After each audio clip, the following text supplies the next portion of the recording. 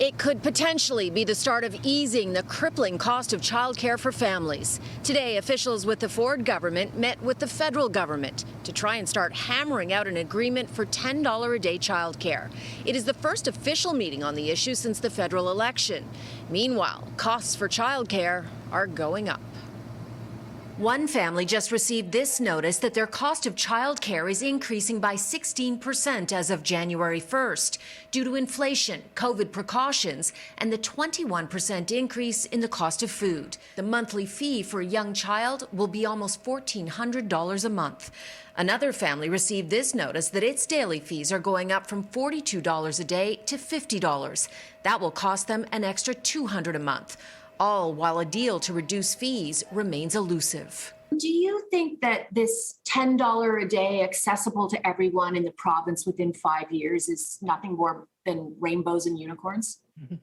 Well, I mean, it's certainly ambitious. But I think that's ambition is something that's been missing in childcare for a long time. Other than New Brunswick, Ontario is the only province that hasn't inked a deal with the federal government.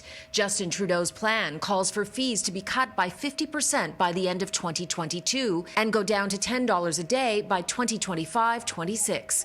Modeling by U of T economist Gordon Cleveland concludes demand for affordable childcare will skyrocket and 300,000 new spaces will need to be created. Realistically, how long would it take to create 300,000 new spaces? It'll take forever if Doug Ford continues not to prioritize childcare.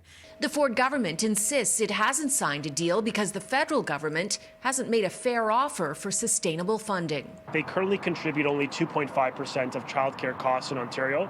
They've got to do much more. But the sooner a deal is signed, the sooner parents will start seeing relief. The federal government's goal is to have childcare fees cut in half by next year. And some provinces that have signed on are already, parents there are already getting notices saying that's exactly what's going to happen for them.